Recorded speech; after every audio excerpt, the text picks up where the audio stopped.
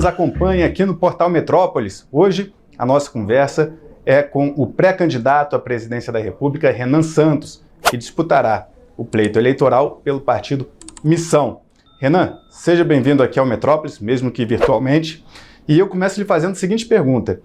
Muita gente acredita que a sua candidatura é um projeto para o futuro e não para 2026. Há um grande engajamento entre jovens, um crescimento maior do que outros candidatos até da terceira via que se colocaram, mas que ainda seria insuficiente para chegar ali em Flávio Bolsonaro e Lula, que disputam, né, a polarização que marca aí esses últimos anos de eleições no Brasil.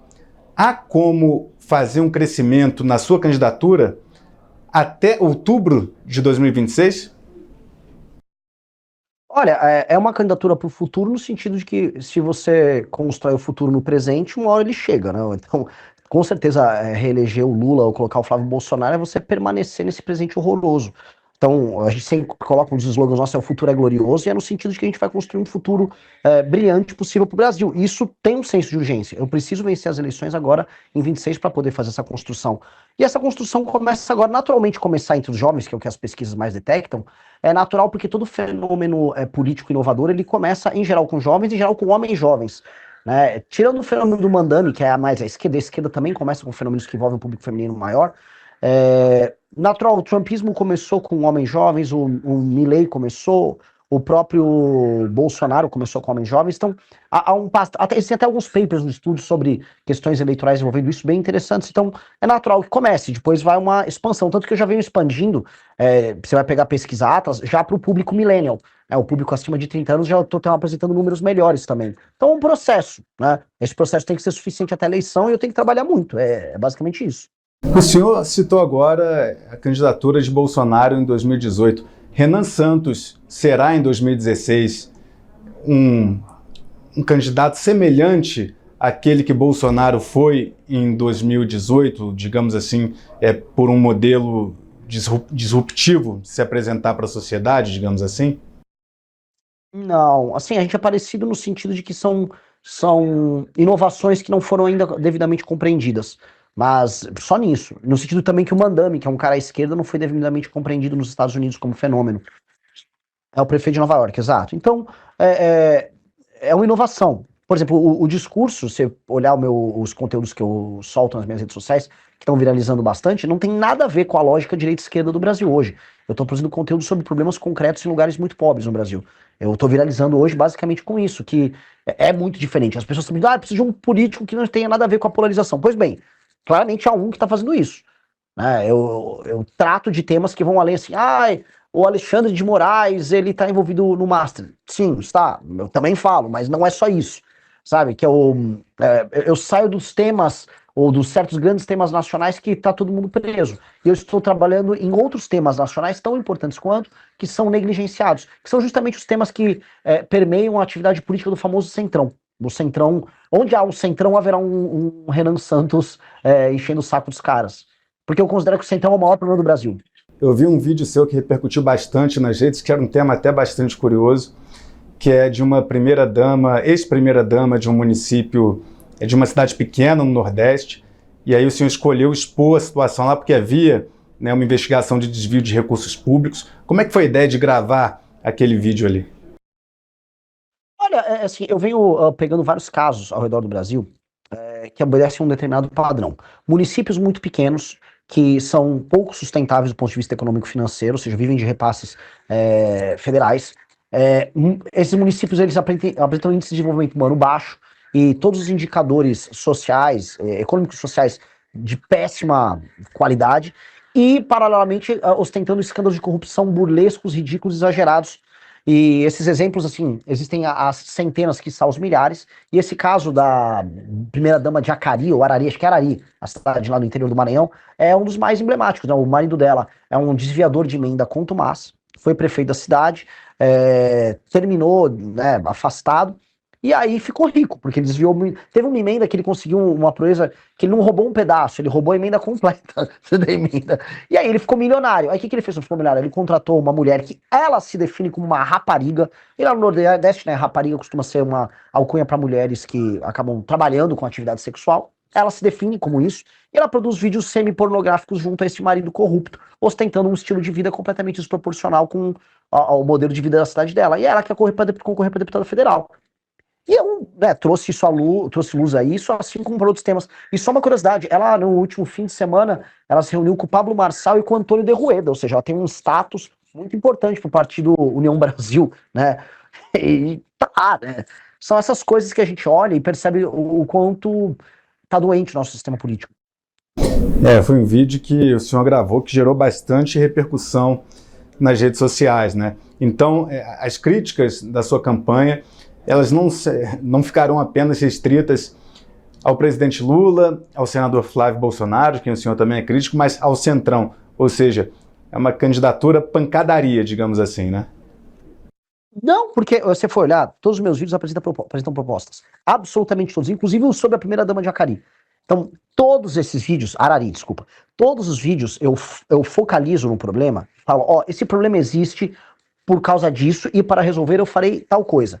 E todas elas levam a pessoa a discutir as soluções que eu estou trazendo. Ali sempre termina na minha política de reforma administrativa, com indicadores de desempenho para que um prefeito possa ou não concorrer a uma reeleição e fusão de municípios. Em geral, eu foco muito nisso, eu levo para essa discussão, que é uma discussão fundamental no Brasil sobre essa draga de dinheiro público que existe, que são os municípios pequenos ao redor do Brasil. Então eu estou trazendo esses temas para trazer luz, não só para um problema, mas também para uma solução.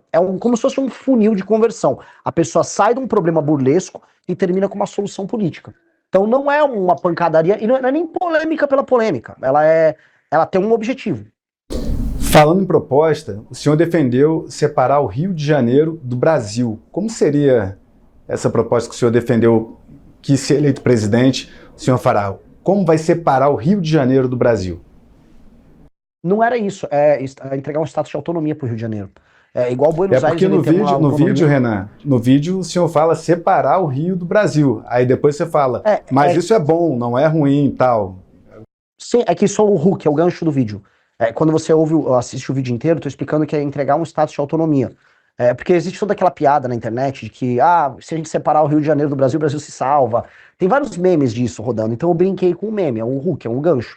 O que está apresentado ali, a gente até lançou um site que é Guanabara Livre, né, para falar sobre como restituir o estado da Guanabara, e é uma autonomia, igual Xangai tem autonomia, igual Hong Kong tem autonomia, igual Buenos Aires tem autonomia, é você entregar o status de autonomia para que o orçamento do Rio de Janeiro fique lá, condicionado a determinadas atividades que teriam um status especial, como turismo, como produção de cultura e arte. O orçamento também fica condicionado ao desenvolvimento do combate ao crime organizado, porque infelizmente o Rio de Janeiro não consegue combater o próprio crime, que o orçamento fica muito espalhado, e ele é vítima também não só da Baixada, mas do restante do estado.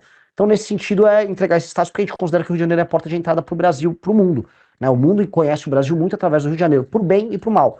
Portanto, um status especial é entender o Rio de Janeiro como uma futura Dubai, como uma futura cidade, quase uma cidade-estado, que abre a porta do Brasil para o mundo. Na prática, o que isso representaria de mudança? Na prática, o orçamento do estado da Guanabara, que ficaria da cidade do Rio de Janeiro, seria administrado por essa própria autonomia. E aí o orçamento local daria autonomia para eles fazerem frente aos problemas locais, que infelizmente não acontecem. O Rio de Janeiro, não que a cidade do Rio de Janeiro produza políticos muito melhores do que o restante do estado do Rio de Janeiro, mas os problemas do Rio de Janeiro, municipais, e o potencial do Rio de Janeiro é negligenciado por conta do impacto político que não entende o Rio de Janeiro, a cidade, que se tornaria parte do estado da Guanabara nesse sentido, como tem que ser.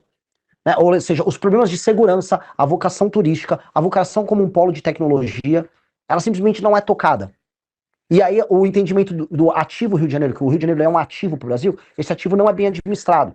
E aí outras cidades ao redor do mundo entenderam, ou melhor, foram entendidas pela administração federal como ativos especiais, como por exemplo Buenos Aires com a Argentina. Buenos Aires é meio que para a Argentina o que o Rio de Janeiro é para o Brasil. O Rio de Janeiro não é uma capital formal, mas é uma espécie de uma capital simbólica do Brasil. Então entregar esse estado de autonomia permite que essa alta administração conduza o Rio de Janeiro para um caminho diferente. Se Renan Santos vier a ser presidente da República, vai estimular operações policiais em comunidades dominadas pelo tráfico de drogas? Qual seria essa política para resolver a questão das facções criminosas no Brasil? Operações a esmo, não. A gente tem uma sequência de operações a esmo que foram feitas nos últimos anos que elas se encerram na operação em si. A gente tem que ter um marco regulatório de enfrentamento ao crime organizado que não seja picado. A gente está vendo agora o Congresso, né? Saíram várias pesquisas. Olha, a principal preocupação do brasileiro é o crime. Então aí saíram passando vários projetos de lei necessários, bons, mas que não fazem parte de um todo coerente.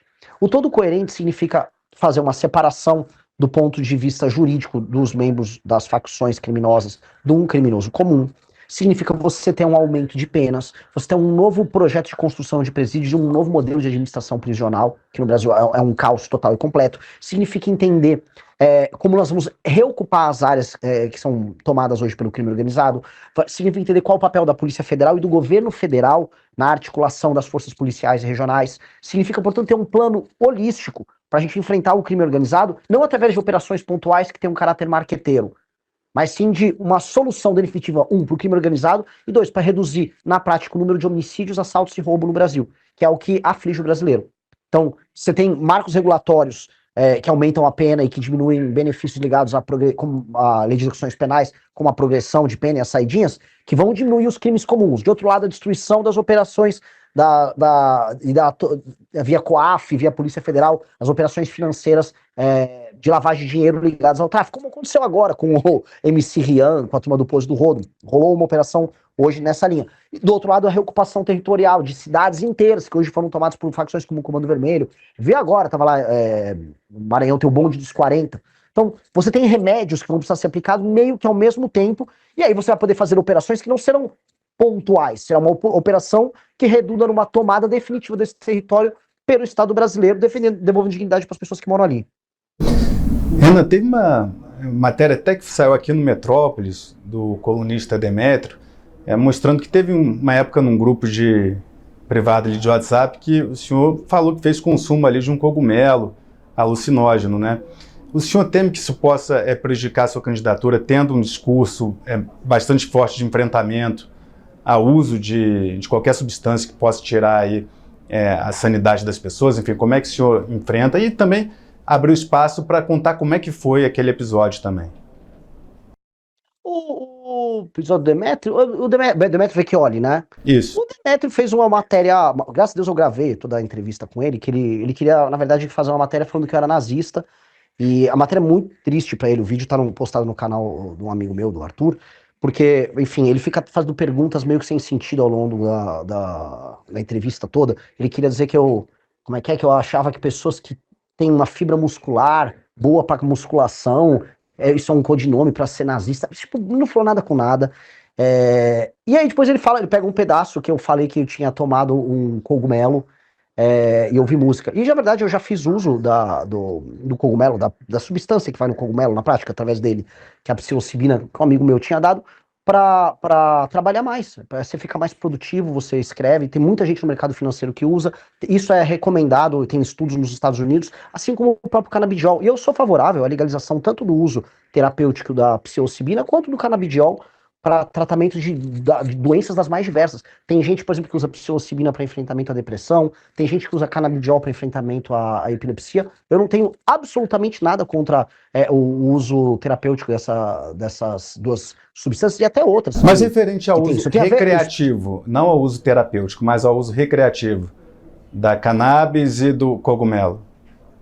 O cogumelo ele não tem o mesmo status dessas aí. Mesmo se eu estivesse fazendo uso recreativo, não seria problemático. Entendeu? Existe uma discussão se a venda é possível ou não, e é uma discussão que tá ali. Agora, eu não comprei, na verdade nem comprei, me deram e não foi com o traficante. E o tráfico também não é constituído através de venda de uma substância que dá em qualquer sítio com, desculpa o termo, cocô de vaca, né? Então não é sobre isso. O combate ao tráfico não tem a ver com isso. O combate ao tráfico tem que ser muito e muito enfático. A gente sabe que as drogas são utilizadas como uma substância hoje para venda e para rechear os cofres das facções criminosas.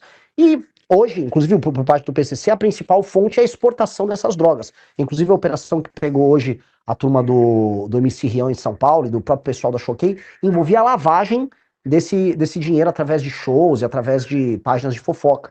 Tá? Então, assim, a droga é um instrumento de venda para enriquecimento delas, mas existem toda uma miríade de outros negócios que envolve desde ocupação territorial, combustíveis, venda de gás, energia elétrica e serviços por parte do tráfico de drogas. Então a droga hoje é um instrumento a mais deles que precisa ser combatido para destruir essa operação, que no fundo é um estado paralelo. Gostou do vídeo? Deixe seu like e se inscreva no canal. Até o próximo vídeo!